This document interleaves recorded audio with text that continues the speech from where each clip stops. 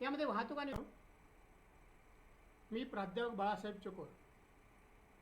आपण आर्थिक भूगोल या विषयातील प्रकरण क्रमांक 5 वाहतूक आणि व्यापार या प्रकरणांचा सविस्तर अभ्यास या ठिकाणी आज करणार आहोत.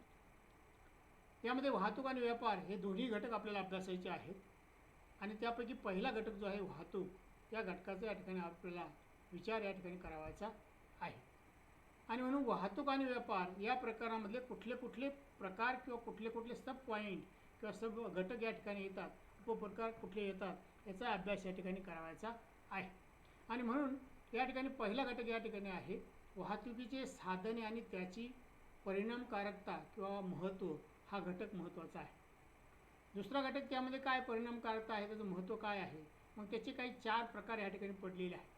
वाहतूक साधने जी आहेत त्याचे प्रकार या ठिकाणी पडलेले आहेत. मग कुठले कुठले प्रकार आहेत, त्यामध्ये पहिला प्रकार आहे रस्ते वाहतूक, दुसरा आहे लोहमार्ग वाहतूक, तिसरा आहे हवाई वाहतूक, चौथा आहे जल वाहतूक, पाचवा आहे नळ वाहतूक. हे वाहतुकीची साधने किंवा वाहतुकीचे वेगवेगळे प्रकार आपल्याला अभ्यासायची आहेत. त्यानंतर पुढला घटक यामध्ये येतो या प्रकरणामध्ये आर्थिक विकासासाठी वाहतुकीचे महत्त्व काय.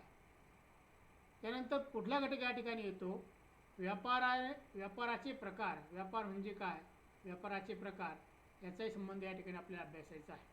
आता व्यापाराचे 2 प्रकार पडतात, खऱ्या अर्थाने 3 प्रकार आहेत, पण जागतिक लेवलवरती किंवा देशाच्या पातळीवरती याचे 2च प्रकार या ठिकाणी विचारले जातात. राष्ट्रीय व्यापार, दुसरा आंतरराष्ट्रीय व्यापार आणि तिसरा स्थानिक व्यापार. हे व्यापाराचे 3 प्रकार आपल्याला अभ्यासायचे आहेत. आणि हा भारताचा आंतरराष्ट्रीय व्यापार हाही घटक या ठिकाणी आपल्याला अभ्यासायचा आहे.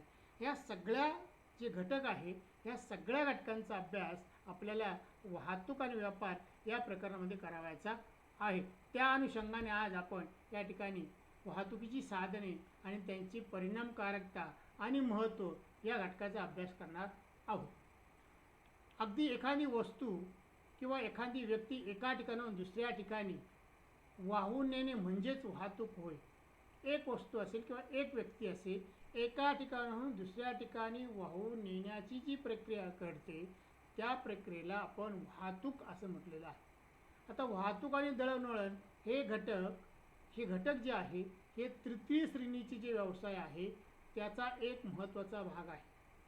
त्याच्यात त्या घटकांचा अंतर्भाव झालेला आपल्याला पाहायला मिळतो. आणि मग आपल्याला पॅसिफिक प्रश्न निर्माण होतो कधीकधी, वाहतूक म्हणजे काय, कशाला वाहतूक म्हणायचा, हाही प्रश्न आपल्या मनात कधीकधी येऊन जातो. आणि म्हणून माणसांना किंवा वस्तूंना, मनुष्य प्राणी असेल किंवा वस्तू असेल, एका ठिकाणाहून दुसऱ्या ठिकाणी वाहून नेण्याची जी प्रक्रिया होते किंवा जी क्रिया होते त्या क्रियेला आपण वाहतूक असे म्हटले जाते. वाहतूक हा मानवाचा एक महत्त्वाचा तृतीय श्रेणीतील व्यवसाय आहे आणि म्हणून याला अनन्यसाधारण महत्त्व आहे. आणि म्हणून हे सगळं बघत असताना वाहतुकीचं महत्त्वसुद्धा आपल्याला या ठिकाणी विषद करावं लागतं. आणि हे महत्त्व विषद करत असताना आपल्या या ठिकाणी पाहावं लागतं वाहतुकीला काय महत्त्व आहे, वाहतूक या घटकाला कुठल्या प्रकारचं महत्त्व या ठिकाणी आहे. आणि म्हणून पहिलं याचं वैशिष्ट्य आपण जर पाहिलं, महत्त्वाचं वैशिष्ट्य जे पाहिलं तर वाहतूक व्यवस्थेतील बदल वस्तूच्या उपयुक्ततेचे महत्त्व वाढते. वाहतूक व्यवस्थेमधला जो बदल आहे, वस्तूची उपयुक्तता किती आहे याच्यावरती वाढतं. दुसरं या ठिकाणचं महत्त्व या ठिकाणी आहे वाहतूक व्यवस्थेमुळे काल उपयुक्तता वाढते, म्हणजे काळाची उपयुक्तता या ठिकाणी वाढते. तिसरा घटक या ठिकाणी आहे अंतर्गत व आंतरराष्ट्रीय वापरातील वाढ वाहतुकीमुळे होते. चौथा घटक आहे वाहतूक व्यवसायामुळे किंवा वाहतूक व्यवस्थेमुळे स्थान उपयुक्तता वाढण्यास मदत होते. पाचवा घटक या ठिकाणी आहे उद्योगधंद्याचे विकेंद्रीकरण करण्यास वाहतूक हा घटक सगळ्यात महत्त्वाचा घटक या ठिकाणी आहे. प्रादेशिक विकास घडून येण्यासाठी वाहतूक घटक हा महत्त्वाचा ठरला गेलेला आहे. सातवा जो प्रकार आहे मानवी जीवनाचा स्तर आणि राहणीमान सुधारण्यास वाहतूक घटक हा अत्यंत महत्त्वाचा घटक कारणीभूत ठरलेला आहे. प्रादेशिक संरक्षण किंवा राष्ट्रीय एकात्मता वाढीसाठी वाहतूक हा घटक महत्त्वाचा मानला गेलेला आहे. वाहतुकीमुळे विशेष आपल्याला प्रावीण्य किंवा प्राधान्य एखाद्या गोष्टीला मिळते आणि म्हणून वाहतूक हा मनुष्य प्राण्याचा एक आत्मा आहे आणि वाहतुकीशिवाय त्याचा विकास होऊ शकत नाही. हे वाहतुकीचं महत्त्व विशेष करणारे वेगवेगळे घटक या ठिकाणी आपण बघितलेले आहेत. आणि मग हे घटक बघितल्यानंतर आपल्याला पुढे काय बघायचं आहे, ही वाहतूक व्यवस्था जी आहे, ट्रान्सपोर्टिंग सिस्टीम जी आहे, या ट्रान्सपोर्टिंग सिस्टीमवरती कुठले घटक परिणाम करत असतात आणि ते घटक आहे कुठले, ह्या घटकांच्या अनुषंगाने वाहतूक व्यवस्था ही निर्माण झालेली पाहायला मिळते. म्हणून वाहतूक क्षेत्रावरती किंवा वाहतूक सिस्टीमवरती विकासावरती परिणाम करणारे घटक कुठले आहेत, तर जवळजवळ 4 ते 5, 6, 7 घटक या ठिकाणी आपल्याला पाहायला मिळतात. आणि मग कुठले कुठले घटक यामध्ये अंतर्भूत राहतात. पहिला फिजिकल फॅक्टर्स म्हणजे प्राकृतिक घटक यामध्ये येतो. मग त्यामध्ये प्राकृतिक घटकामध्ये काय येतं, भूगर्भ रचना येते, स्थान येतं, त्याच्यानंतर भूपृष्ठ उतार येतो. ह्या सगळ्या घटकांचा अंतर्भाव या प्राकृतिक घटकामध्ये येतो. सपाट मैदानी प्रदेश येतो किंवा पठारी प्रदेश येतो. या सगळ्या घटकांचा अंतर्भाव या प्राकृतिक घटकांमध्ये येतो आणि त्या घटकांच्या अनुषंगाने वाहतूक व्यवस्थेचा विकास झालेला आपल्याला पाहायला मिळतो. उदाहरणार्थ सपाट मैदानी प्रदेशामध्ये वाहतुकीचं जाळं मोठ्या प्रमाणामध्ये विस्तरित झालेले पाहायला मिळते. उदाहरण तुम्हाला द्यायचं झालं तर भारतासारख्या विकसनशील देशामध्ये उत्तर भारतीय मैदानी प्रदेशामध्ये सपाट असा मैदानी प्रदेश असल्यामुळे रस्ते वाहतुकीचं किंवा वाहतुकीचं रेल्वे मार्ग असेल किंवा रस्ते मार्ग असेल याचं मोठ्या प्रमाणामध्ये जाळं विस्तारलेलं पाहायला मिळतं. आणि म्हणून हे घटक, प्राकृतिक घटक, फिजिकल फॅक्टर्स जे हे घटक पहिल्यांदा विचारात घेतली जातात आणि त्याच्यावरती वाहतुकीचा विकास अवलंबून असतो. दुसरा घटक या ठिकाणी आहे हवामान, क्लायमेट. हा घटक सगळ्यात महत्त्वाचा आहे.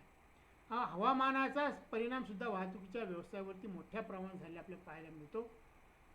भारतामध्ये नव्हे तर जगामध्ये जेव्हा आपण एखाद्या गोष्टीचा अभ्यास करतो, जगाच्या दृष्टिकोनातून किंवा ह्या भूतलावरती उष्णकटिबंधीय आहे, थंड कटिबंध प्रदेश आणि दमट, शीत, सौम्य असे वेगवेगळे कटिबंधीय भाग या ठिकाणी दाखवलेले आहे आणि त्याच हवामानाच्या परिस्थिती अनुरूप त्या ठिकाणी वाहतूक व्यवस्था विकसित झालेली आपल्याला पाहायला मिळते. तिसरा घटक या ठिकाणी आहे जलप्रणाली. त्याला ड्रेनेज वॉटर सिस्टीम किंवा त्याला ड्रेनेज सिस्टीम असंही म्हटलं जातं किंवा रिव्हर ड्रेनेज सिस्टीम हाही शब्दप्रयोग वापरला गेलेला आहे. म्हणून नदी जल प्रणाली हा भाग या ठिकाणी आहे. ज्या ज्या प्रदेशामध्ये सुपीक असा भाग आहे त्या प्रदेशामध्ये नदीकाठचा जो मैदानी प्रदेश किंवा नदी खोऱ्याचा जो प्रदेश आहे, गंगा नदी खोरा असेल, ब्रह्मपुत्रा नदीचं खोरं असेल, गोदावरी नदीचं खोरं असेल, या कृष्णा नदीचं खोरं असेल, कावेरी नदीचं खोरं असेल, या सगळ्या महानदीचं खोरं असेल, कॅचमेंट एरिया जो आहे त्या कॅचमेंट एरियामध्ये सुपीक असा मैदानी प्रदेश असल्या कारणामुळे त्या ठिकाणी मोठ्या प्रमाणामध्ये वाहतुकीचं जाळं निर्माण झाले पाहायला मिळतं. त्यानंतर सगळ्यात महत्त्वाचा भाग आहे लोकसंख्या, पॉप्युलेशन. आता मैदानी प्रदेशामध्ये विशेषतः सुपीक अशा मैदानी प्रदेशामध्ये ज्या ठिकाणी हवामान उपयुक्त आहे, ज्या ठिकाणी जलसिंचनाची सुविधा मोठ्या प्रमाणात आहे, त्या ठिकाणी भागामध्ये लोकसंख्या कॉम्पॅक्ट होते, लोकसंख्या केंद्रित होते आणि ज्या ठिकाणी लोकसंख्या केंद्रित होते त्या ठिकाणी वाहतुकीचं नेटवर्किंग जे आहे ते जाळं जे आहे ते मोठ्या प्रमाणामध्ये निर्माण झाले आपल्याला पाहायला मिळतं. आणि म्हणून ज्या ठिकाणी लोकसंख्येची घनता किंवा ज्या ठिकाणी लोकसंख्येची डेन्सिटी जास्त आहे किंवा लोकसंख्येचं जाळं ज्या ठिकाणी जास्त आहे त्या ठिकाणी मात्र वाहतूकचे जाळे मोठ्या प्रमाणामध्ये निर्माण झाले पाहायला मिळतं. आता पॉलिटिकल सिच्युएशन किंवा राजकीय परिस्थिती हाही घटक महत्त्वाचा आहे. राजकीय परिस्थितीचा वाहतुकीवरती मोठ्या प्रमाणात परिणाम झालेला पाहायला मिळतो. दोन देशातील संबंध कसे आहेत, राजकीय संबंध कसे आहे, आर्थिक संबंध कसे आहे याच्यावरती वाहतूक व्यवस्था अवलंबून आहे. भारत पाकिस्तान या दोन देशांची जर आपण राजकीय परिस्थिती पाहिली ती बऱ्यापैकी ती बिकट स्वरूपाची आपल्याला पाहायला मिळते आणि म्हणून भारत आणि पाकिस्तान या राष्ट्रामध्ये फारसा वाहतुकीचा त्या ठिकाणी विकास झालेला नाही. परंतु अटल बिहारी वाजपेयींच्या कालखंडामध्ये एक समझोता एक्सप्रेस किंवा समझोता करून त्या देशामध्ये वाहतुकीचं जाळं पोहोचवण्याचा प्रयत्न या ठिकाणी काही अंशी झालेला पाहायला मिळतो आहे. आणि म्हणून पॉलिटिकल सिच्युएशन जी आहे ती सिच्युएशन त्या राष्ट्रामधल्या किंवा त्या राज्यांमधल्या किंवा त्या प्रांतांमधल्या राजकीय पॉलिसीवरती किंवा पॉलिटिकल पॉलिसीवरती ती वाहतुकीचं जाळाचा विकास ठिकाणी झालेला पाहायला मिळतो. सामाजिक घटक, सोशल फॅक्टर जे आहे या सामाजिक घटकांचा सुद्धा मोठ्या प्रमाणात वाहतुकीच्या विकासावरती परिणाम झालेला आपल्याला पाहायला मिळतो. विद्यार्थी मित्रांनो, या प्राकृतिक घटकाची रचना जो आहे, आता प्रत्येकाचं जर आपण एक्सप्लेन जर पाहिलं, प्रत्येकाचं जर आपण स्पष्टीकरण पाहत गेलो तर या गोष्टी या ठिकाणी मोठ्या प्रमाणात आपल्याला जाणतात. प्राकृतिक घटनेच्या रचनेमध्ये भूपृष्ठ रचनेचा परिणाम या ठिकाणी झालेला पाहायला मिळतो. मी तुम्हाला सांगितलं, वाहतुकीची सोय सपाट भूप्रदेशामध्ये चांगल्या प्रकारे विकसित झालेली पाहायला मिळतं. उदाहरणार्थ जगामध्ये जर पाहिलं, मिसिसिपी नदीचं खोरं आहे, गंगा नदीचं खोरं आहे, यंगात्से नदीचं खोरं आहे. ह्या नदी प्रदेशामध्ये मोठ्या प्रमाणामध्ये वाहतुकीची जाळं या ठिकाणी निर्माण झालेलं पाहायला मिळतं. त्याच्या अगदी उलट परिस्थिती पाहिली तर वाळवंटी प्रदेशामध्ये मात्र वाहतुकीचं किंवा दलदलीच्या प्रदेशामध्ये मात्र वाहतुकीचं जाळं हे कमी प्रमाणामध्ये विकसित झालेलं पाहायला मिळतं. अशा पद्धतीने प्राकृतिक रचनेच्या भागावरती वाहतूक यंत्रणा विकसित होण्याची घटक परिणाम करत असतात. हा घटक या ठिकाणी महत्त्वाचा आहे.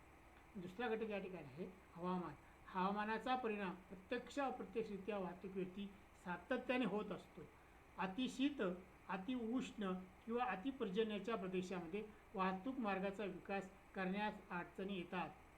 उदाहरणार्थ जगातील कॅनडा नावाचा देश आहे आणि कॅनडाच्या उत्तरेकडील प्रदेश किंवा सहारा वाळवंटामध्ये अशा अडचणी सातत्याने येत असतात. भारताच्या संदर्भामध्ये जर आपण विचार केला, उत्तरेकडचा जो हिमालयाचा प्रांत आहे किंवा पूर्वेकडचा जो आसामकडला जो प्रांत आहे, म्हणजे हिमालय पसरलेला आहे, पूर्व पश्चिम जो हिमालय पसरलेला आहे आणि त्या हिमालयाच्या प्रांताच्या भागामध्ये डोंगराळ प्रांतामध्ये सुद्धा या ठिकाणी वाहतुकीच्या जाळ्याचं विकास फारसा आत्तापर्यंत झालेला नव्हता. पण अलीकडच्या काळामध्ये गेल्या 5 वर्षामध्ये मोठ्या प्रमाणामध्ये पूर्वेकडच्या भागामध्ये जो भाग आहे आणि उत्तर पूर्वकडल्या भागामध्ये मोठ्या प्रमाणामध्ये डोंगराळ प्रदेशामध्ये या ठिकाणी लोहमार्ग आणि रस्ते मार्ग पोहोचलेले आहेत. आपण वैष्णोदेवीपर्यंत रेल्वे मार्ग पोहोचलेला आहे, रस्ते मार्ग पोहोचलेले आहे. या कालखंडामध्ये जर आपल्या भारतासंदर्भामध्ये विचार केला तर भारताचे जे परिवहन मंत्री जे आहेत आपले नितीन गडकरी, सडक आणि परिवहन मंत्रालय ते सांभाळतात, त्यांनी मात्र मोठ्या प्रमाणात हिमालयामध्ये अगदी चीनपर्यंत किंवा नेपाळपर्यंत सुद्धा आपण रस्ते मार्ग या ठिकाणी करण्याचा प्रयत्न या ठिकाणी मोठ्या प्रमाणात केला आहे. अर्थातच या डोंगराळ प्रदेशामध्ये मोठ्या प्रमाणात आपल्याकडे रस्ते वाहतुकीचं जाळं, नेटवर्किंग जाळं या ठिकाणी मोठ्या प्रमाणामध्ये सुरू केलेलं आहे. हा एक भारताच्या दृष्टिकोनातून अत्यंत महत्त्वाची चांगली बाब या ठिकाणी म्हणावे लागेल. तिसरा घटक या ठिकाणी जर बघितला आपण तर या ठिकाणी त्या गोष्टीचा विचार करावा लागतो आणि ती गोष्ट म्हणजे तिसरा घटक इथं आहे नदी प्रणाली किंवा जल प्रणाली. नदी खोऱ्यांच्या भागातून वाहतूक मार्ग तयार करणे सुलभ असते. विशेषतः लोहमार्ग नद्यांच्या खोऱ्यातील तयार केलेले आपल्याला पाहायला मिळतात. दऱ्या, दऱ्या, वेगवेगळे नाले असतील, नद्या असतील, यांच्या प्रवाहामुळे वाहतूक मार्ग खंडित होतात. परंतु नदीवर पूल तयार करण्यात खर्च येतो. उदाहरणार्थ भारतातील हिमालयाच्या पर्वतरांगामध्ये बियास नावाच्या नदीच्या खोऱ्यामध्ये अशा प्रकारची वाहतूक पाहावयास मिळते. आशिया खंडातील व युरोप खंडातील अंतर कमी करणारा 176 किलोमीटर लांबीचा भूमध्य समुद्र आणि तांबडा समुद्र यांना जोडणारा सुएझ कालवा 1869 साली बांधून पूर्ण झाला. म्हणजे हे सगळं जे आहे त्या नदी प्रणालीवरती सगळे आपल्याला या गोष्टी करता येऊ शकतात किंवा त्या नदी कॅचमेंट एरियामध्ये जे आहे त्या नदीचं पाणलोट क्षेत्र जे आहे त्या पाणलोट क्षेत्रामध्ये सुद्धा रस्ते मार्ग आणि रेल्वे मार्ग विकसित झालेले पाहायला मिळतात. अलीकडे मात्र नदी प्रणालीमध्ये किंवा सुएझ कालव्यांमध्ये किंवा नदीच्या पात्रामध्ये सुद्धा मोठ्या प्रमाणामध्ये जलवाहतूक ही सुद्धा सुरू झालेली आहे. समुद्रामध्ये ही जलवाहतूक मोठ्या प्रमाणात सुरू झालेली पाहायला मिळते. तिसरा घटक कुठला आहे? लोकसंख्या, पॉप्युलेशन. एखाद्या प्रदेशाची लोकसंख्या जास्त असेल तिथे साहजिकच वाहतूक मार्गाचा विकास झपाट्याने झालेला पाहायला मिळतो. उदाहरणार्थ गंगा नदीचं मैदानी प्रदेश जो आहे त्या प्रदेशामध्ये वसाहती आणि दाट लोकवस्ती आहे आणि त्या प्रदेशामध्ये भारताच्या संदर्भात विचार केला तर त्या ठिकाणी वाहतुकीचे जाळं मोठ्या प्रमाणामध्ये विकसित झालेले पाहायला मिळतं. म्हणून पुढला घटक जो आहे आर्थिक घटक, इकॉनॉमिकल फॅक्टर जो आहे हा सुद्धा वाहतुकीचे मार्ग तयार करण्यासाठी किंवा वाहतुकीच्या साधनांसाठी किंवा वाहतुकीच्या व्यवस्थापनासाठी अधिक प्रमाणात आर्थिक तरतूद करावी लागते. आर्थिक तरतुदी शिवाय आपल्याला वाहतूक मार्गाचा विकासाचं जाळं निर्माण करता येत नाही आणि म्हणून दरवर्षी भारतासारख्या खंडपाय देशामध्ये पंचवार्षिक योजनेमध्ये किंवा अर्थसंकल्पीय बजेटमध्ये रस्ते वाहतूक, रेल्वे वाहतूक किंवा हवाई वाहतूक किंवा जलवाहतूक ह्या वाहतूक साधनांवरती विशिष्ट खर्चाची तरतूद या ठिकाणी निर्माण केलेली आहे. आणि म्हणून भारतामध्ये रस्ते वाहतुकीच्या संदर्भामध्ये आपण बघितला तर सुवर्ण चतुर्भुज कोन म्हणजे दिल्ली, मुंबई, चेन्नई आणि कोलकाता, पुन्हा दिल्ली हा सुवर्णभुज चतुर्भुज कोन या ठिकाणी निर्माण केलेला अटल बिहारी वाजपेयींच्या मंत्रिमंडळाच्या कालखंडामध्ये. आणि आत्ताकडे तर संपूर्ण भारतामध्ये नॅशनल हायवेज आणि स्टेट हायवेज मोठ्या प्रमाणामध्ये 4 पदरी 6 पदरी रस्ते आपल्या महाराष्ट्राच्या दृष्टीने तुम्हाला सांगायचं असेल तर मुंबई ते नागपूर हा समृद्धी महामार्ग, ह्या समृद्धी महामार्गाचं काम जवळजवळ आपल्या महाराष्ट्रामध्ये पूर्णत्वाकडे आलेलं आहे. 90% काम पूर्ण झालं आहे. आणि येणाऱ्या 2 ते 4 वर्षामध्ये जेव्हा हा समृद्धी मार्ग सुरू होईल म्हणजे मुंबई ते नागपूर फक्त तो प्रवास जो 8 तासामध्ये आपण बाय रोड त्या ठिकाणी जाऊ शकतो. आणि जेव्हा हा मार्ग चालू होईल तेव्हा खऱ्या अर्थाने विकास महाराष्ट्रातील मोठ्या प्रमाणामधल्या जवळजवळ 12 ते 13 जिल्ह्यांचा विकास या ठिकाणी वाहतुकीचा विकासाला या ठिकाणी चालना मिळणार आहे. हा भाग आहे. अलीकडच्या काळामध्ये तुम्हाला दुसरी एक गोष्ट सांगतो. ह्याच गेल्या बजेटमध्ये केंद्र सरकारने मुंबई ते नाशिक, पुणे ते नाशिक यासारख्या नवीन रेल्वे मार्ग अलीकडे सुरू करण्याचा मनोदय या ठिकाणी व्यक्त केलेला आहे. नाशिक ते पुणे हा रेल्वे मार्ग सुद्धा या ठिकाणी दृष्टिक्षेपात शासनाच्या आहे. त्या अनुषंगाने सुद्धा प्रयत्न या ठिकाणी चाललेले आहेत. आणि म्हणजे त्यासाठी आर्थिक तरतूद या ठिकाणी करावं लागते आणि ती तरतूद ह्या आर्थिक बजेटमध्ये यावर्षी केलेली पाहायला मिळते. आणि म्हणजे आर्थिक पाठबळ असल्याशिवाय वाहतूक व्यवस्थेचा या ठिकाणी विकास होत नाही, हा त्यातला घटक आहे. त्यासाठी जी शासन यंत्रणा जी आहे त्याचा सकारात्मक दृष्टिकोन या दृष्टिकोनातून विचार होणे गरजेचं आहे. आणि म्हणून जर नितीन गडकरींसारखे जे मंत्री जर आपण बघितले तर त्यांनी संपूर्ण देशामध्ये अगदी पूर्वेकडच्या अतिशय डोंगराळ प्रांतामध्ये जर भारताच्या बघितलं किंवा अगदी कोस्टल झोनला जर बघितलं, किनारी प्रदेशामध्ये जर बघितलं, किनाऱ्याला समांतर असे मार्ग रस्ते मार्ग आणि लोहमार्ग सुरू करण्याचा मानस त्या ठिकाणी त्यांनी व्यक्त केला. त्या पद्धतीने मोठ्या प्रमाणामध्ये भारतामध्ये रस्ते वाहतुकीचं जाळं मोठ्या प्रमाणामध्ये सुरू झालेलं पाहायला मिळतं. आणि म्हणून ते विकासाला एक गती देणारं एक भाग या ठिकाणी आहे. म्हणून त्याला इकॉनॉमिकल पोझिशन त्या बजेटमध्ये तरतूद करावं लागतं. तिसरा घटक आहे की राजकीय घटक म्हणजे वाहतुकीच्या विकासामुळे राष्ट्रीय ऐक्य निर्माण होते. भारतासारख्या खंडप्राय देशामध्ये वेगवेगळ्या जाती, धर्माचे, पंथाचे, रीतिरिवाज असलेले वेगवेगळ्या पद्धती असलेले लोक या ठिकाणी एकमेकांमध्ये मिसळतात, राहतात. त्यांच्यामध्ये मतभेद कमी असतात. त्याला कारण आहे की कम्युनिकेशन, दळणवळण जे आहे, एकमेकांमधला संवाद जो आहे हा संवाद मोकळ्यापणे म्हणून भारत हे धर्मनिरपेक्ष राष्ट्र म्हणून समृद्ध केलेला आहे. भारतामध्ये 18 पगड जाती धर्माचे लोक या ठिकाणी राहतात. आणि मग या सगळ्यांचा परिणाम या ठिकाणी अडथळा हे लोक निर्माण करत नाही वाहतूक व्यवस्थेला. आणि म्हणून त्याचा परिणाम ह्या राजकीय पॉलिसीवरती धर्मनिरपेक्षतेचं तत्त्व स्वीकारल्यामुळे, एकात्मतेचं तत्त्व स्वीकारल्यामुळे वाहतूक व्यवस्थेचा विकास या ठिकाणी झपाट्याने झालेला पाहायला मिळतो. दुसरा घटक आहे सामाजिक घटक. वाहतुकीमुळे अनेक उद्योगधंदे निर्माण होतात. त्यामुळे व्यापारात वाढ होते. अनेक लोकांना रोजगार उपलब्ध होतो. आणि रोजगार उपलब्ध झाल्याने पर्यायी दरडोई उत्पादन वाढतं. आणि दरडोई उत्पादन वाढल्यामुळे वाहतुकीच्या जाळ्यामुळे बाजारामध्ये अनेक वस्तू उपलब्ध झाल्याने त्यात स्पर्धा निर्माण होते आणि त्यामुळे दर स्थिर राहतो. ह्या सगळ्या गोष्टीमुळे काय होतं, सामाजिक बॅलन्स राखला जातो. आणि सामाजिक बॅलन्स राखल्यामुळे वाहतूक व्यवसायाला चालना किंवा विकासाला चालना मोठ्या प्रमाणामध्ये मिळलेली पाहायला मिळतात. आता हे सगळं आपण ह्या वाहतुकीच्या सगळ्या सिस्टीमच्या संदर्भात बघत होत असताना, कल्पनेचा अभ्यास करत असताना किंवा घटक कुठले परिणाम करत आहे याचा विचार करत असताना आपल्याला वाहतुकीचे प्रकार या ठिकाणी विचार करावे लागते किंवा वाहतुकीचे साधने या ठिकाणी विचार करावे. एकंदरीत 4 प्रकार या ठिकाणी वाहतुकीचे पडतात. पहिले आहे भूपृष्ठ वाहतूक, दुसरी आहे जल वाहतूक, तिसरी आहे हवाई वाहतूक आणि चौथी आहे नळ वाहतूक. आता भूपृष्ठ वाहतुकीमध्ये कुठल्या कुठल्या भागांचा अंतर्भाव होतो तर आपल्यामध्ये या ठिकाणी भूपृष्ठ म्हणजे जमिनीवर चालणारी वाहतूक. मग याच्यामध्ये काय येतं, पहिला घटक येतो रस्ते वाहतूक, दुसरा घटक येतो रेल्वे मार्ग वाहतूक, जलवाहतुकीमध्ये दोन प्रकार येतात. जलवाहतूक कुठं चालते? समुद्रामध्ये चालते. आणि समुद्राच्या याच्यामध्ये अंतर्गत जलवाहतूक म्हणजे अंतर्गत भागामध्ये चालणारी जलवाहतूक आहे त्या अंतर्गत. आणि दुसरी भाग आहे सागरी जलवाहतूक.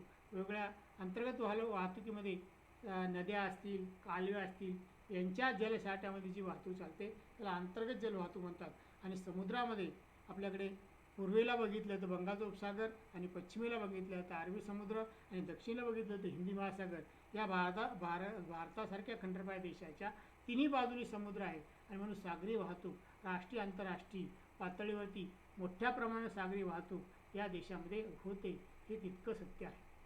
तिसरा घटक या ठिकाणी आहे हवाई वाहतूक. अंतर्गत हवाई वाहतूक म्हणजे एका राज्यातून दुसऱ्या राज्यात किंवा राज्यातल्या राज्यात वाहतूक होते. आणि आंतरराष्ट्रीय वाहतूक एका देशातून दुसऱ्या देशामध्ये आंतरराष्ट्रीय वाहतूक या ठिकाणी मोठ्या प्रमाणात आहे. आणि नळ वाहतूक म्हणजे काय? अलीकडे वेगवेगळ्या गॅसेसच्या पाईपलाईन्स आलेल्या आहेत. त्याच्यानंतर पाण्याचं पाईपलाईनद्वारे आपल्याला मिळतं. त्यानंतर खनिज तेल आपल्याला पाईपलाईनद्वारे मिळतं. आणि मग हे एका राज्यातून दुसऱ्या राज्यामध्ये पाईपलाईनच्या माध्यमातून हे नळ वाहतुकीचा हा घटक त्यामध्ये येतो. ह्या सगळी वाहतुकीची प्रकार जे आहे ही सगळी प्रकार आपल्याला अभ्यासायची आहे. आणि ती आता अवकाश पुढे आपण अभ्यासणार आहोत. अशा पद्धतीने वाहतूक हा घटक किती महत्त्वाचा आहे आणि या वाहतूक या घटकावरती कुठले कुठले घटक परिणाम करतात आणि ह्या वाहतूक घटकाचे कुठले कुठले प्रकार आहे याचाही आपण या ठिकाणी आज संपूर्णपणे यथावकाश अभ्यास केलेला आहे. या सगळ्या गोष्टीचे विवेचन या ठिकाणी आपण केलेलं आहे. आणि म्हणून वाहतूक हा घटक जो आहे याचा अभ्यास आपण करणार.